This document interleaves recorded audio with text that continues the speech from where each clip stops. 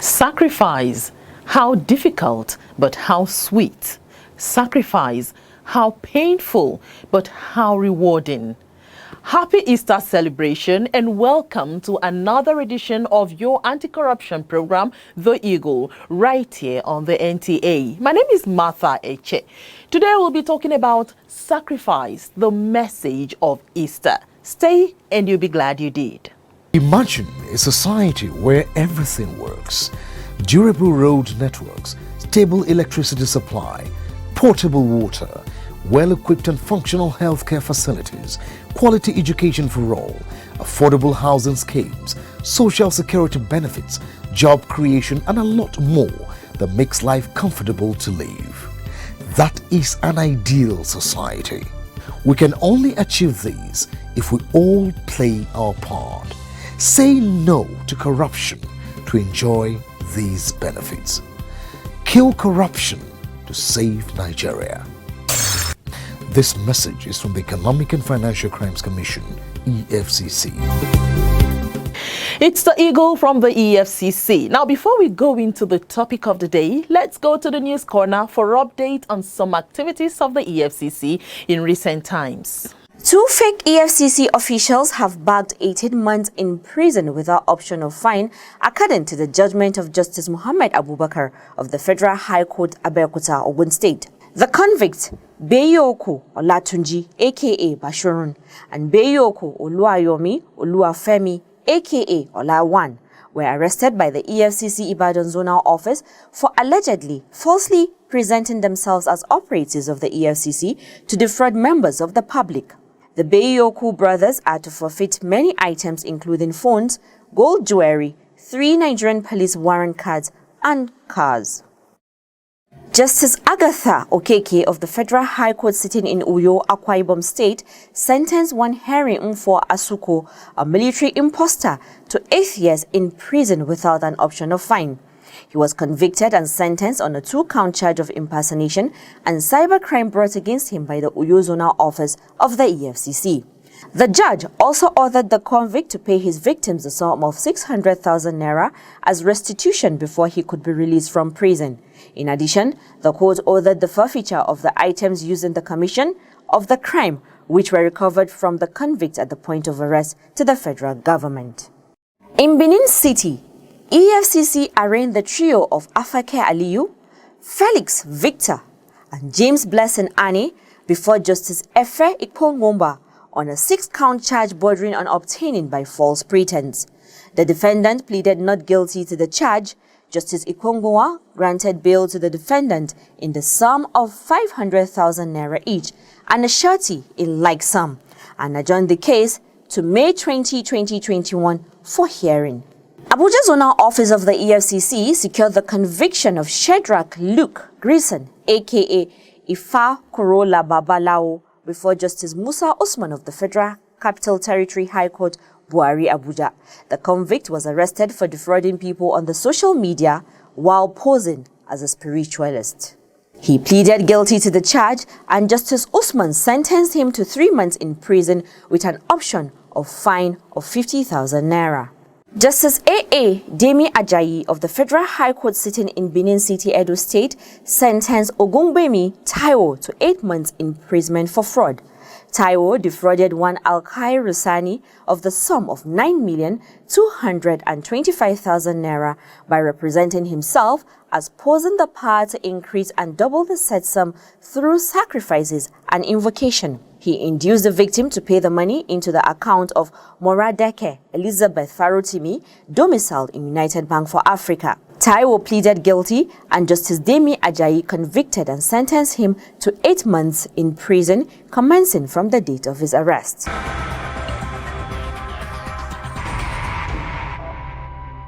For 4 days now, Many Christians all over the world have been celebrating the death and resurrection of Jesus Christ.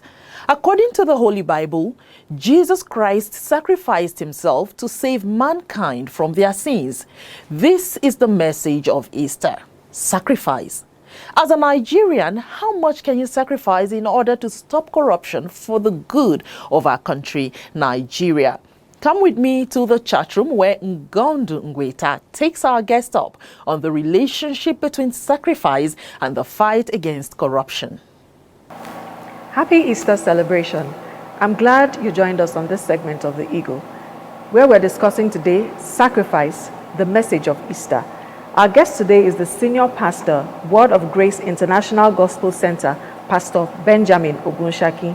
Pastor, thanks for joining us. Thank you for having me. Hope your Easter celebration has been wonderful. It was nice. Sacrifice, that's the message of Easter. So for a more elaborate meaning of sacrifice, what's the concept of sacrifice? What does it stand for? Well, sacrifice, I will define it in two ways. Number one, in the liturgical way, or the liturgical definition, sacrifice means to slaughter an animal or to give something that is costly to a deity, like in the case of Abraham offering Isaac to God as a sacrifice. On the other hand, generally sacrifice means to give something that is costly in order to fulfill a condition. For example, you people drove all the way from town to get to this place. That's a sacrifice. What really does the Bible say about economic and financial crimes? Scripture teaches love, equity, and justice. It admonished that we should love our neighbors as ourselves.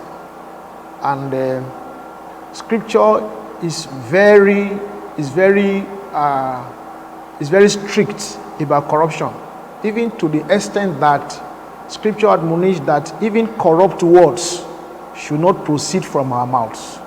So where we have corruption, where we have crimes, it is because we lack love for one another. So Scripture teaches that when we love ourselves, then the level of crime and corruption that we commit against ourselves will be limited. As we said earlier, Easter is all about sacrifice. What's the place of sacrifice in the fight against economic and financial crimes in Nigeria? Anything that we work must be worked. There is no success without sacrifice. Whether to raise your children, to build an economy, to raise a business, or even to raise a church. So we need to make sacrifice. Sacrifice means to allow other people to have a say. Sacrifice to allow people to help us where we don't have the strength. There's what we call staffing your weakness. So we have to make sacrifice to allow others to use their gifts, allow others to use their talent, even when they differ from us in ideology. Each and every one of us, the government officials, our leaders, and the followers, each of us have something to sacrifice in order to build an economy that is strong and stable. Now let's look at some examples of sacrifices that Nigerians can make to fight corruption in the country. To be rid of economic and financial crimes, what kind of sacrifice do Nigerians need to make? Well, I think that we need to put our common goal above individual goals, individual interest. Well, in a country like Nigeria, you see, we fight for our geopolitical zone, we fight for my local government, I fight for my religion. Well, unless we put all this behind us and fight for our common goals, then we cannot have a stable economy. So the kind of sacrifice we are calling Nigerians to make is to put the interest of everyone, to put the interest of Nigeria above your personal, ethnic, or religious interest. And that's the kind of sacrifice we can make in order to have a better Nigeria. This concept of sacrificing for the good of the nation is a fact everyone knows about, but we tend to see something different from what we already know. Why is it difficult for Nigerians to sacrifice for the nation in order to fight corruption? The punishment for crime and corruption looks so small that corruption looks like a good business. For example, if I am indicted with corruption, for example, that I've stolen 2 billion naira, And after maybe 5-6 years legal tussle, the court fines me 200 million naira. What is that compared to what I was stolen? You see, and to the wheel of justice is very slow. But unfortunately, the wheel of crime is not as slow as the wheel of justice. So if you allow a case to linger for 6-7 years, you know, when justice is not given, crime increases. That is it. So it makes it difficult. It makes it difficult for people because people don't fear. Because after all, if I steal, by the time I hire a very sound lawyer, and after 5-6 years, I get over this legal stuff, and I can still get back and spend the money I've stolen. So it makes it difficult for people, it makes it difficult for us to fight corruption, because those who have been indicted with corruption seems to get away with it. What we're actually saying is that you have a poor person struggling to live. He doesn't know where the last meal is going to come from. He doesn't know how he's going to pay his child's school fee for the next section or the next semester. And he has the opportunity to manipulate one or two things. And he knows that those who have been doing the same thing in this office, they get away with this. So he won't like to make such sacrifice because there is nothing to fear. In fact, he looks stupid if he doesn't seize the opportunity to enrich himself. What lessons can we derive from the celebration of Easter as it relates to economic and financial crimes? Let me first of all narrow this to those of us who are Christians, who profess to be Christians, that Jesus was not a corrupt leader. If we take after him, we will fight corruption. If we take after Jesus, our leader, we will live a life of justice and equity and love for other people. So that is the first lesson I want us to pick from the sacrifice of Easter. Jesus gave his life.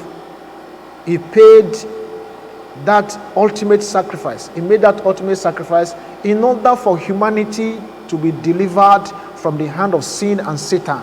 So as Christians, if we are following Jesus' teaching, if we are following his lifestyle and example, then we have no reason to be corrupt.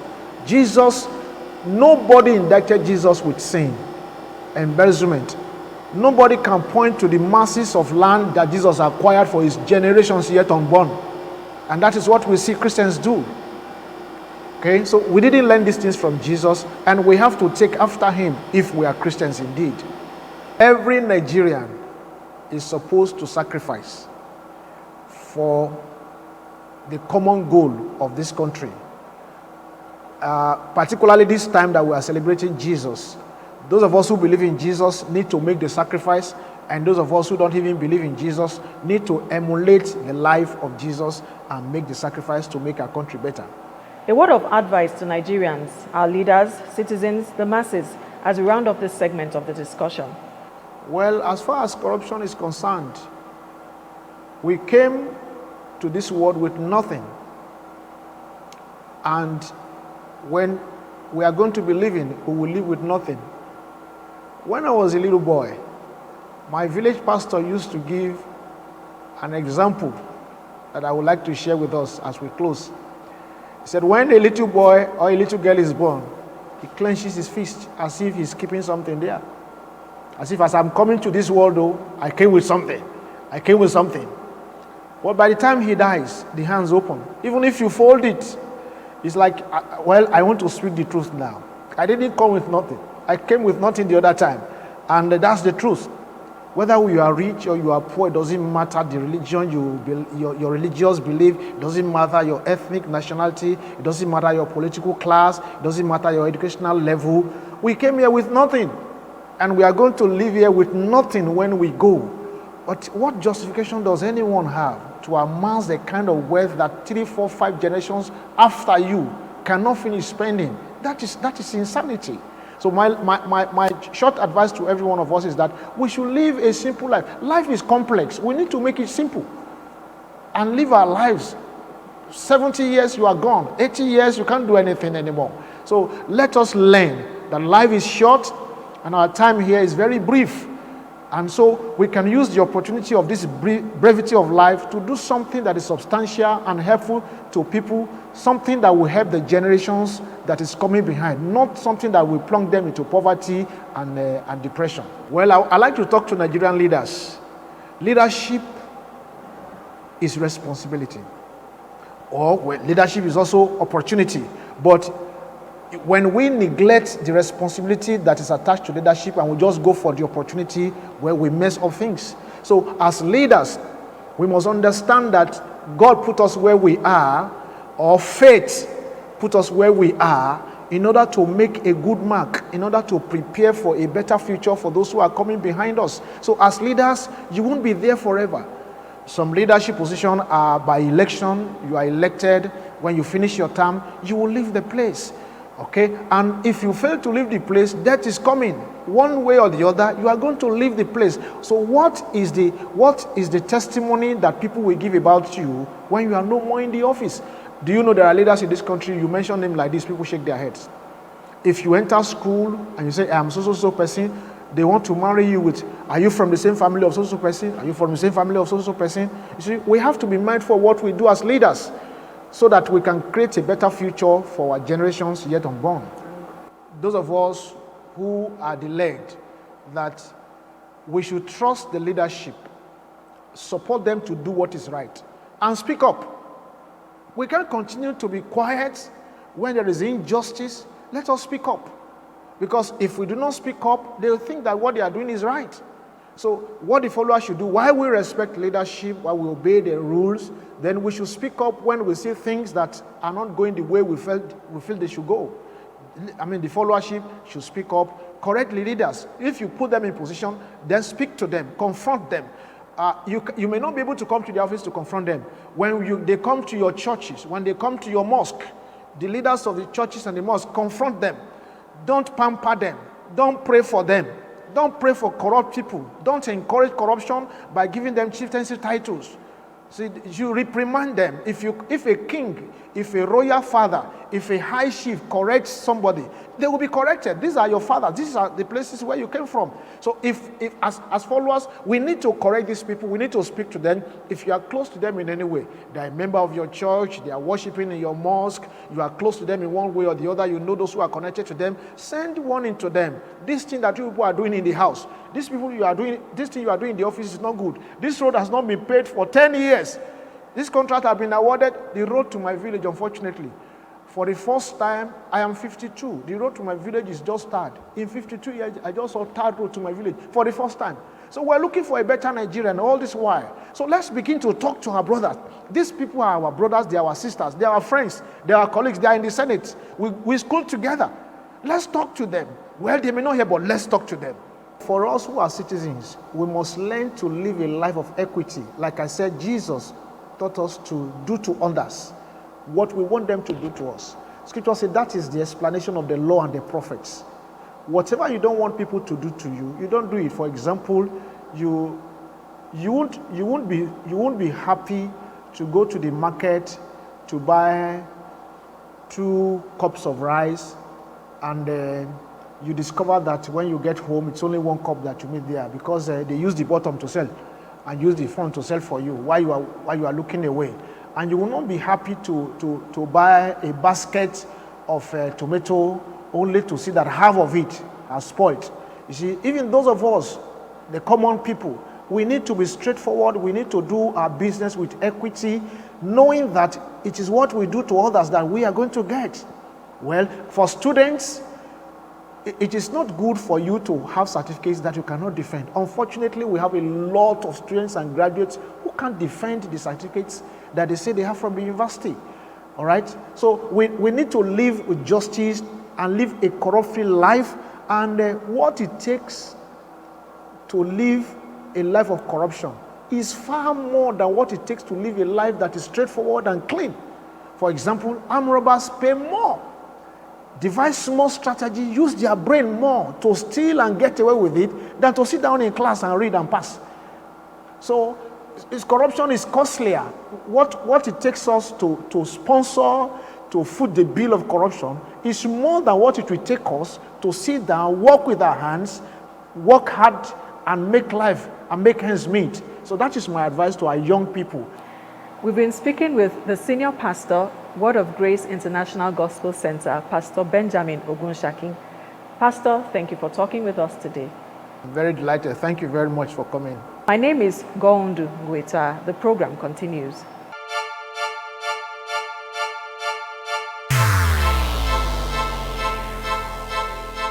Corruption is dishonesty and illegal behavior by people in positions of trust. A public office is a public trust.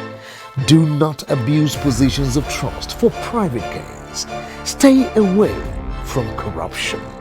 Nigeria is a great nation, and it is our responsibility to make the country greater.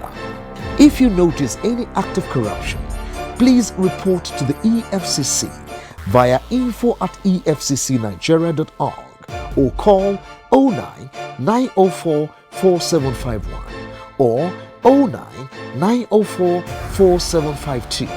You can also call 09 904 4753. This message is from the Economic and Financial Crimes Commission, EFCC. It's the Eagle on the NTA, and we've been discussing sacrifice, the message of Easter.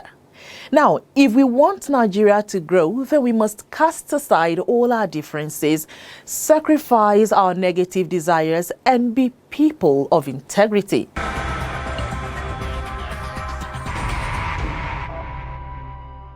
Now, there are many things that can make people question our acts of sacrifice, if any. Bribery, money laundering, oil bunkering and pipeline vandalism, identity theft, terrorism financing, cybercrime, you name it. Our readiness to sacrifice and fight these crimes comes from the level of love you have for your country. Do you love Nigeria enough to sacrifice your role for her, even die for her? Yes, I can die for Nigeria because it's my country. I want Nigeria to be better land and better country. That's a very tough question to answer. I can sacrifice all for Nigeria, but not to die. I'm to choose between being faced with death in actual sense to just have my life cut. Then we are going to be asking questions. Who is going to take care of my dad and mom? Who's going to take care of my wife? Who's going to take care of my children? But if along the line in the work, it happens, not me deciding. If it happens, glory be to God. No, I can't, because for far Nigerian hasn't sacrificed anything for me. All through till now, I pay for my school fee, the little education I have. I work to earn. Nigerian hasn't given anything to me. With that, I don't think I can give anything back to Nigeria. Because whatever you give, that is what you get back. Yes, in one way, and no in one way, in another way. I can die for Nigeria when Nigeria is facing crisis with other countries. Yes, that's where they give back to me. I don't know another place apart from this country called Nigeria. I cannot go anywhere apart from here. Die and buried here. Because this is where God have chosen me to become a citizen. Despite all what is happening, it is still where I can find comfort. No, not at all. It's not favoring anybody.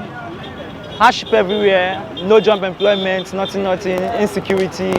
I don't think I want to die for this country that doesn't offer me anything.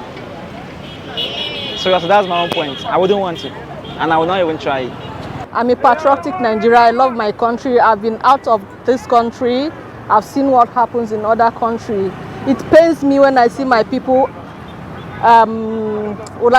abusing their leaders. I've had so many quarrels with people telling them to pray for our leaders, not to insult or say bad things about them. I think what we need is just to pray and strive harder to work for the country and pray for the country. That's all I feel. It's not always so easy to sacrifice our desire to get rich quick or turn away from bribery, especially when the economy is biting hard. But think of Jesus Christ, who sacrificed his own life for a greater good. Till today and to the end of time, the whole world will continue to celebrate him. How much time, energy, dedication can you give for Nigeria? Saying no to all forms of economic and financial crimes is a very important step to sacrificing for our dear fatherland. Then, and only then, you won't need to live in fear of the Economic and Financial Crimes Commission, EFCC. The heavens will reward you. Nigeria will applaud you, and the future generations will remember you for good. Isn't that worth all your sacrifice?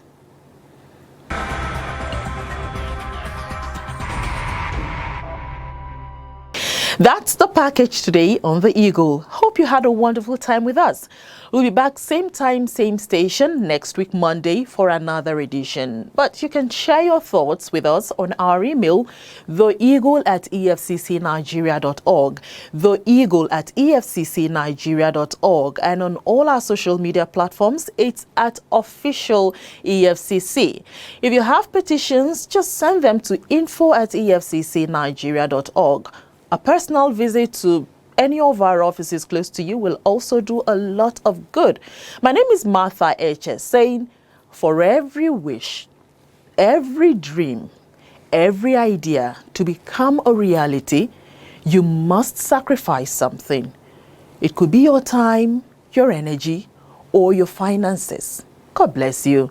God bless the Federal Republic of Nigeria, and have a wonderful Easter celebration.